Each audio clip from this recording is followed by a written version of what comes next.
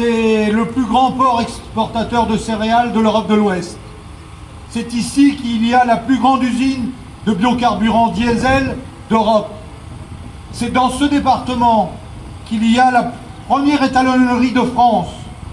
C'est ici qu'hélas à Dieppe, il y a une usine qui a connu un incident ce week-end et qui est un vrai débouché pour les productions agricoles de notre région. Vous êtes ici auprès de l'État. L'Église n'est pas le symbole de l'État, mais tout ce qu'il y a autour, c'est l'État. Et le président de la République, qui a le bonheur de tutoyer le bonheur depuis 8 mois qu'il n'a pas d'opposition, ni nationalement, ni au niveau européen, doit faire les choix qu'il faut. Et il ne peut pas avoir un double discours. Quand il y a 1 mois, il flatte les agriculteurs, mettant en avant la qualité de nos productions. Et quand il y a 15 jours, il rencontre le président de la République argentin et qu'il est prêt à faire un accord à n'importe quel prix avec l'Argentine, il n'est pas honnête politiquement. La jeunesse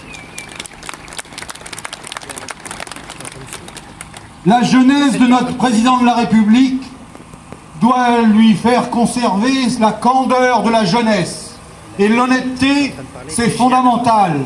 Quand hier, Génération Future, affreux lobby environnementaliste, dénonce des dépassements de limites résiduelles de produits phytosanitaires dans les plantes, et que Madame Brune Poirson, secrétaire d'État à l'environnement auprès de Nicolas Hulot, relaye toute la journée dans des messages qu'il est fondamental d'interdire les produits phytosanitaires et notamment le glyphosate, elle est complètement à côté de la plaque. Complètement à côté de la plaque quand en même temps elle valide ces négociations. Demain, exactement vendredi, le président de la République représentera la France au Conseil des chefs d'État à Bruxelles. Nous avons besoin de l'entendre sur ces sujets-là. La Commission qui négocie au nom de l'Union européenne doit avoir une limite. Nous ne devons pas sacrifier l'agriculture.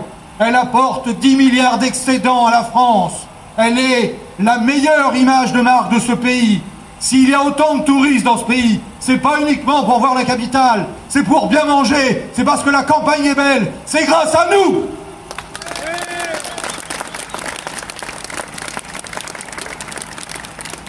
Et je conteste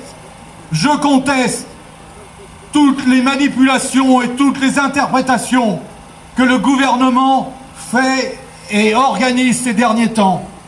Il a le devoir de quitter le périphérique, d'aller voir ce qui se passe dans les campagnes, d'aller rencontrer les agriculteurs qui ne sont pas venus ici, qui sont démobilisés, qui sont malheureux sur leur ferme, qui ne savent pas quoi faire demain. Venir aussi rencontrer ceux qui sont venus là, qui pensent qu'il y a un espoir, qu'on peut toujours être responsable dans la vie et faire les choix qu'il faut. Je n'entends pas du président de la République la conclusion de ces choix.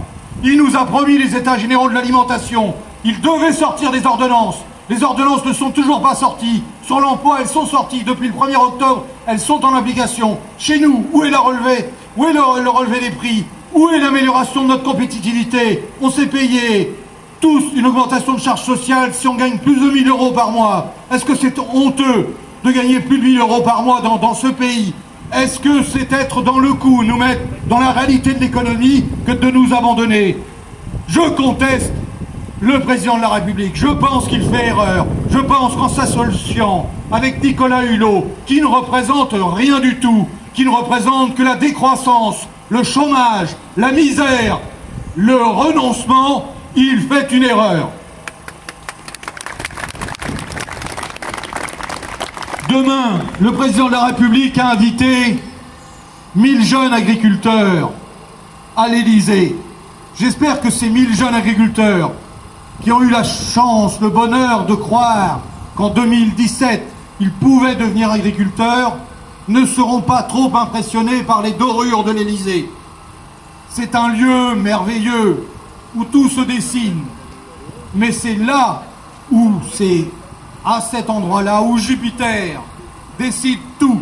Tout le monde se réfère à Jupiter depuis 8 mois. Eh bien, jeune agriculteur qui demain serait à Paris, n'oubliez pas de demander pourquoi vous n'avez plus le droit de labourer votre prairie ici en Normandie.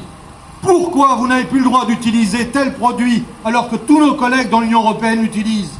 Pourquoi est-ce qu'il faut signer avec le Mercosur alors que le Mercosur, c'est de la concurrence déloyale, c'est vraiment mettre en face de nous des gens qui vont courir le 100 mètres allégé quand nous on aura mis un sac à dos avec 20 kilos de cailloux dans le dos? Comment veut-on récolter des médailles? Comment veut-on faire rayonner ce pays avec une telle politique?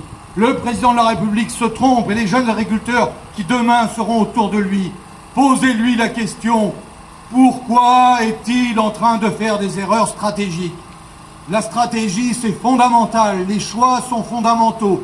Ce qu'il fait là, les engagements pour lesquels il veut à tout prix les conclusions d'ici 5 ans, doivent être mûrement réfléchis et pour l'instant, le président de la République se trompe. Je suis désolé de le montrer du doigt comme ça. Je n'ose parler de notre ministre de l'Agriculture. Il est normand. C'est une grande qualité. Mais ce n'est pas suffisant pour connaître et défendre le monde agricole. Il faut savoir, de temps en temps, clairement dire non à Nicolas Hulot. Dire non. Il y a un autre système, il y a un autre schéma que ce schéma régressif dans lequel vous voulez entraîner le monde agricole.